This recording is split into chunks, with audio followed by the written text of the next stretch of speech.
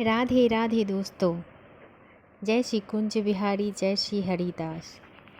दोस्तों, हर रोज़ की तरह मैं आज भी आपके साथ श्री राधा रानी जी का एक अद्भुत कहानी शेयर करने जा रही हूँ। ये कहानी नहीं बल्कि आप कह सकते हैं कि सच्ची घटना है।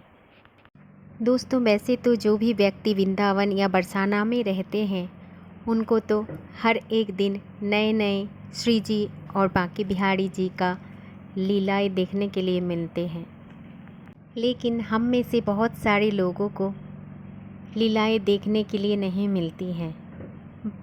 तो हमने सोचा क्यों ना हम सुन ही लेते हैं। आज की लीला कहानी श्री राधा रानी जी का है जो बरसाना में हुई थी। राधे राधे दोस्तों, मैं हूँ श्रावणी।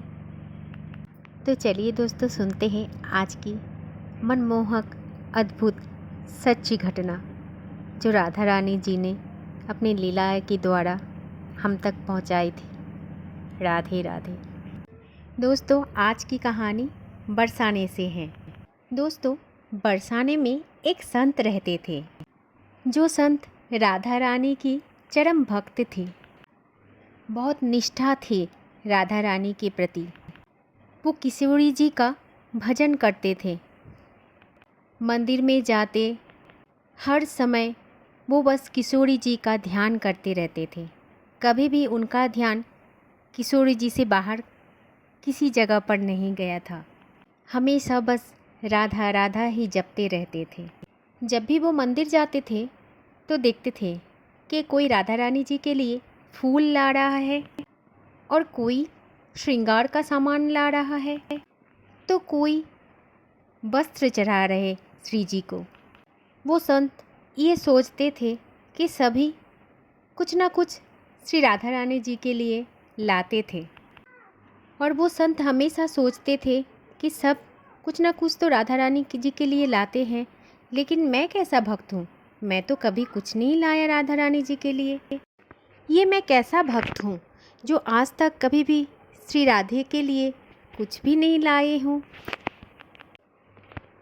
ये बात संत के मन में घर कर गई। वो बस हमेशा सोचते रहते थे कि क्या लेके जाए श्री राधा जी के लिए, श्री राधा रानी के लिए, हमारी लाडली के लिए।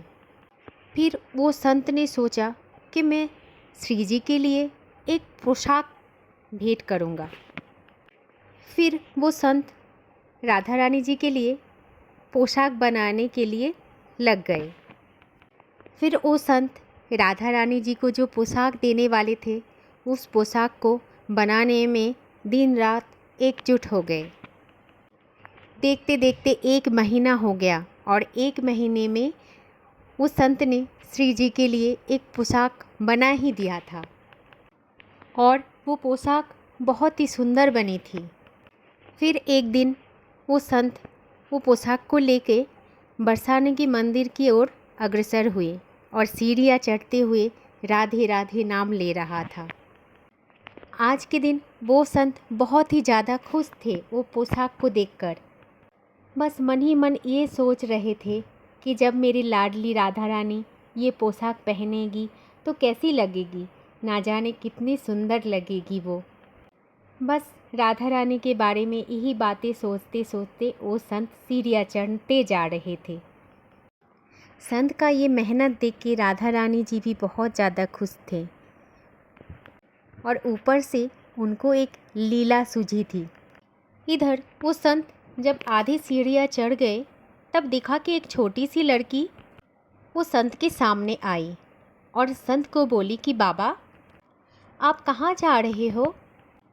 तब वो संत ने बोला छोटी सी बच्ची को, लाली, मैं श्री जी के दर्शन के लिए उनके मंदिर जा रही हूँ। फिर वो छोटी सी लाडली बोली, अच्छा बाबा, आपके हाथ में ये सुंदर सा पोशाक किसके लिए है? तब बाबा ने लाडो को बोली कि बेटी, मैं किशोरी जी के लिए ये पोशाक बनाई हूँ जो मैं आज उन्हें भेंट देने के लिए सोच रहा हूँ, इसीलिए मैं मंदिर जा रहा हूँ। सभी उन्हें आके कुछ ना कुछ भेंट करते हैं, तो मैं भी आज पोशाक बना कर लाया हूँ। तब वो बच्ची बोली, बाबा, श्री जी को, श्री राधा रानी को तो सभी लोग आके कुछ ना कुछ देते हैं, परंतु मुझे तो कभी किसी ने कुछ भेंट नहीं दिया। तो बाबा, ये पोशाक आप मुझे क्यों नहीं दे देते? बाबा, राधा रानी जी के पास तो बहुत सारे पोशाक है, मेरे पास तो एक भी पोशाक नहीं है, इसलिए बाबा ये वाली पोशाक मुझे दे दो। छोटी सी लाडली की बात सुनने के बाद संत ने ये बोला, ना बेटी ना, ये तो मैंने सिर्फ राधा रानी जी के लिए ही बनाया हूँ और ये पोशाक मैं सिर्फ राधा रानी जी को ही भेंट करूँगा, क्योंकि ये पोशाक मैंने बहुत मेहनत से बनाई है। मैंने तुम्हारे लिए बाज़ार से कोई दूसरी पोशाक ला के दूँगा। फिर वो बच्ची संत से बेहद ज़िद करने लग गई। ज़िद करते करते वो संत बाबा की हाथ पकड़ लिया। बाबा, कृपया करके मुझे ये वाला पोशाक आप दे दो, क्योंकि मुझे यही वाला पोशाक ही चाहिए। छोटी सी बच्ची का ये बातें सुनकर अब तो संत भी जिद करने लग गए और बोला, ना बेटी, मैं तुम्हें ये पोशाक नहीं दे सकता। संत बस यही बात बोल रहे थे, इतने में वो लड़की महात्मा जी से वो पोशाक छीनकर भाग गई। फिर वो संत बाबा भी वो छोटी सी बच्ची के पीछे पीछे भागने लगी और बोल रहे थे, बेटी ये पोशाक मुझे दे दे, मुझे दे देना बेटी ये पोशाक। बेटी, ये पोशाक तो मैं किशोरी जी को अर्पित करना चाहता हूँ। लेकिन वो बच्ची ना संत बाबा की बातें सुन रहे, ना उनकी पकड़ में आ रहे हैं।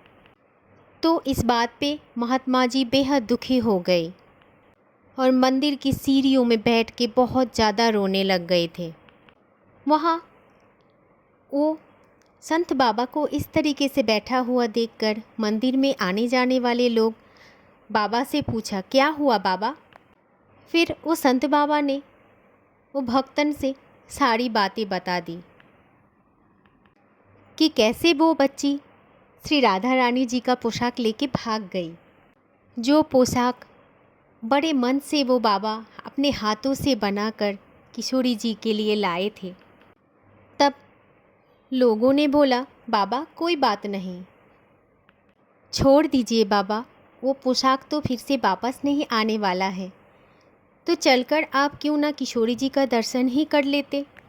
फिर वो दर्शनार्थी लोगों की बातें सुनकर बाबा के मन को हुआ कि ये लोग तो सही बोल रहे हैं, क्यों ना श्री जी को दर्शन ही कर लूँ।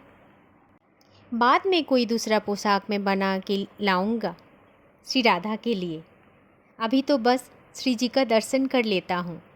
और फिर बाबा मंदिर में चले गए और मन ही मन सोच रहे हैं कि मुझसे क्या अपराध हो गई जो मेरे साथ ये घटना आज घट गई। मैंने तो बहुत प्रेम से श्री राधा रानी जी के लिए वो पोशाक बनाए थे, लेकिन कौन सा अपराध मेरे से हो गई। ऐसे सोचते सोचते बाबा मंदिर की तरफ जा रहे थे और मन ही मन श्री राधा रानी जी से पूछ रहा था कि श्री राधा रानी, किशोरी जी, क्या आप नहीं चाहते थे मेरे हाथ से बनाई हुई पोशाक पहने? और मन ही मन ऐसा बोल रहा था कि शायद मैं कोई बड़ा पापी हो सकता हूँ, इसीलिए किशोरी जी मेरे हाथ से बना हुआ पोशाक स्वीकार नहीं किया, नहीं तो आप ऐसा कभी नहीं करती। ऐसी बातें सोचते सोचते वो संत बाबा मंदिर में पहुँच गए।